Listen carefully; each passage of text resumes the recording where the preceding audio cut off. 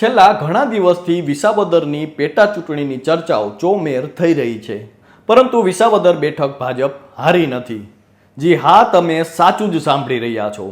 નમસ્કાર, હું છું કૃપાલસિંહ જાડેજા અને આવો તમને રાજકીય ગણિતનો સરવાળો વિગતે સમજાવું વાત ગુજરાતી પર. હાલમાં ગુજરાતમાં વિસાવદર અને કડી બેઠકની પેટા ચૂંટણી યોજાઈ હતી, જેમાં કડી બેઠક ભાજપે 40,000 મતોથી અને વિસાવદર બેઠક આમ આદમી પાર્ટીએ 17,000થી વધુ મતોથી જીતી છે.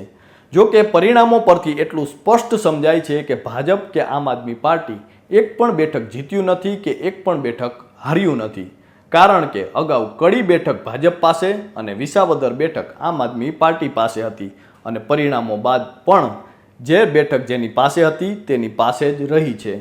પરંતુ તેમ છતાં પરિણામો બાદ ગુજરાતના ગામડાની ગલીથી લઈને શહેરની સડક સુધી રાજકીય ચર્ચાઓએ ભારે જોર પકડ્યું છે. જેટલા મોઢા એટલી રાજકીય વાતો થઈ રહી છે, ત્યારે આ તમામની વચ્ચે સોશિયલ મીડિયામાં એક લખાણ સાથેની પોસ્ટ ખૂબ વાયરલ થઈ રહી છે, જે ઘણું બધું કહી જાય છે. હવે આપણે આ આંકડાઓ પર નજર કરીએ અને હા, આંકડાઓ વાયરલ થયેલ પોસ્ટમાં કહેવામાં આવ્યા છે, તેમાં લખ્યું છે કે કડીમાં ભાજપને મળેલા 40,000ના ભવ્ય વિજયને ચોક્કસ એજન્ડા હેઠળ સાઇટ્રેક કરી વિસાવદરના ભાજપના 17,000ના પરાજયને હાઇલાઇટ કરી સમગ્ર ગુજરાતમાં જાણે ભાજપ વિરોધી માહોલ રચાઈ ગયો હોય એવું નરેશન ફેલાવવામાં આવી રહ્યું છે. પરંતુ 4 મહિના પહેલા થયેલી ચૂંટણીના વાસ્તવિક જમીની હકીકત રજૂ કરતા કેટલાક આંકડાઓ જોવાની જરૂર છે, જેમાં કહેવામાં આવ્યું છે કે આજથી ફક્ત 4.5 મહિના પહેલા ગુજરાતમાં છેલ્લે ફેબ્રુઆરી 2025ના રોજ જૂનાગઢ મહાનગરપાલિકા, 66 નગરપાલિકા ઉપરાંત કેટલીક તાલુકા પંચાયતોની સામાન્ય ચૂંટણીઓ અને અન્ય કેટલીક પેટા ચૂંટણીઓ યોજાઈ હતી, જેના પરિણામો પર નજર કરીએ તો જૂનાગઢ મહાનગરપાલિકામાં ભાજપની જીત થઈ હતી અને ભાજપે 60માંથી 48 અને કોંગ્રેસે 11 બેઠક તેમજ અપક્ષ ઉમેદવારનો 1 બેઠક પર વિજય થયો હતો. વાત નગરપાલિકાની કરીએ તો અમરેલીની રાજુલા નગરપાલિકામાં ભાજપનો ભગવો લહેરાયો હતો અને 28માંથી 28 બેઠકો પર ભાજપના ઉમેદવારોની જીત થઈ હતી.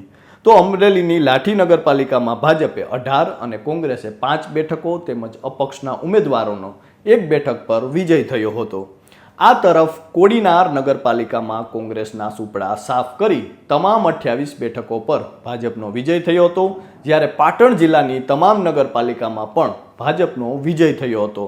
વાત રાધનપુર નગરપાલિકાની કરીએ તો અહીં પણ ભાજપે જીત મેળવી હતી. સાથે જ ચાણસ્મા નગરપાલિકામાં ભાજપે 15, કોંગ્રેસે 5 અને અપક્ષે 4 બેઠકો જીતી હતી. તો હારીજ નગરપાલિકા ચૂંટણીમાં ભાજપે 14 અને કોંગ્રેસે 10 બેઠકો પર જીત મેળવી હતી.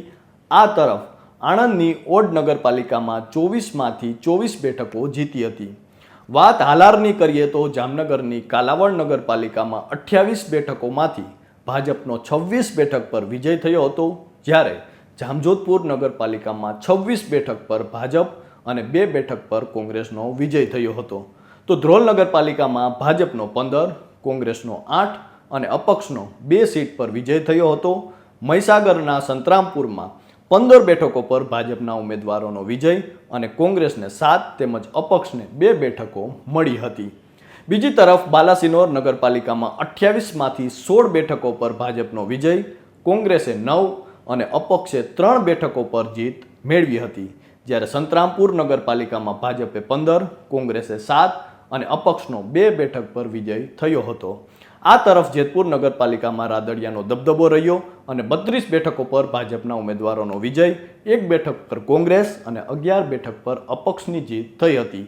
ઉપલેટા નગરપાલિકામાં ભાજપે 27, કોંગ્રેસે 6 અને અપક્ષે 3 બેઠકો જીતી હતી. તો ધોરાજી નગરપાલિકામાં ભાજપે 24 અને કોંગ્રેસે 12 બેઠકો જીતી હતી. આ તરફ હળવદ નગરપાલિકામાં 27 બેઠકો પર ભાજપ, 1 બેઠક પર કોંગ્રેસનો વિજય થયો હતો. થાનગઢ નગરપાલિકામાં ભાજપને 25 અને અન્યને 3 બેઠકો મળી હતી, જ્યારે કોંગ્રેસને 1 પણ બેઠક મળી ન હતી. આ તરફ હાલોલ નગરપાલિકામાં ભાજપે સપાટો બોલાવ્યો અને હાલોલની 34 બેઠકો પર ભાજપનો વિજય થયો, જ્યારે કોંગ્રેસનું ખાતું પણ ખુલ્યું ન હતું અને 2 બેઠક પર અપક્ષનો વિજય થયો હતો.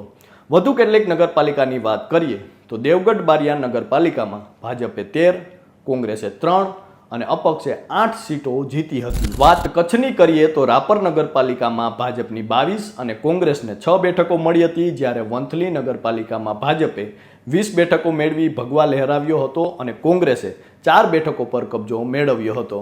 ભાયાવદર નગરપાલિકાની જો વાત કરીએ તો ભાજપે 16 અને કોંગ્રેસે 8 બેઠકો જીતી હતી. બીજી તરફ કરજણ નગરપાલિકામાં ભાજપનો 19 બેઠક પર વિજય અને અપક્ષે 3 સીટો જીતી હતી.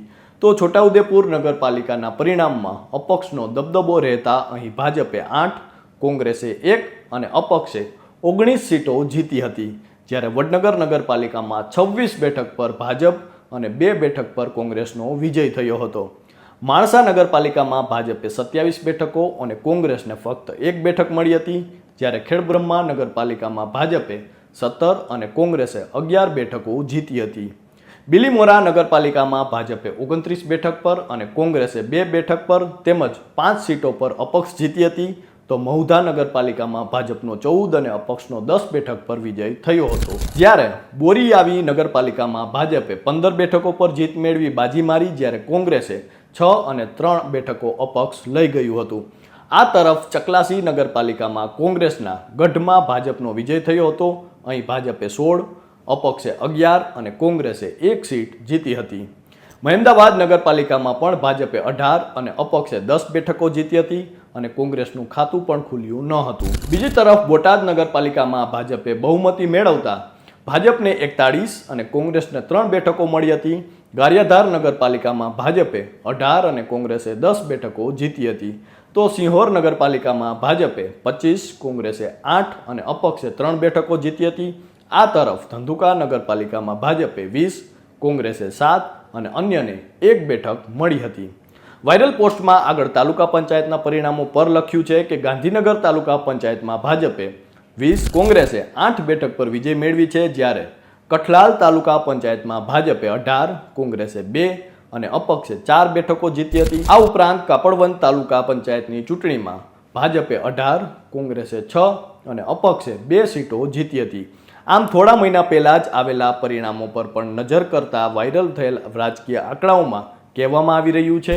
આમ થોડા મહિના પહેલા જ આવેલા પરિણામો પર નજર કરવા વાયરલ થયેલ રાજકીય આંકડાઓમાં કહેવામાં આવ્યું છે. તો અત્યારે બસ આટલું જ. ફરી મળીશું અને આવી જ કંઈક વાતો કરતા રહીશું વાત ગુજરાતી પર. અને હા, જો તમે વાત ગુજરાતી ચેનલને સબસ્ક્રાઇબ નથી કરી તો અત્યારે જ કરી દેશો, જેથી જાણીતી વાતોની અજાણી વાતો આપના સુધી પહોંચતી રહે.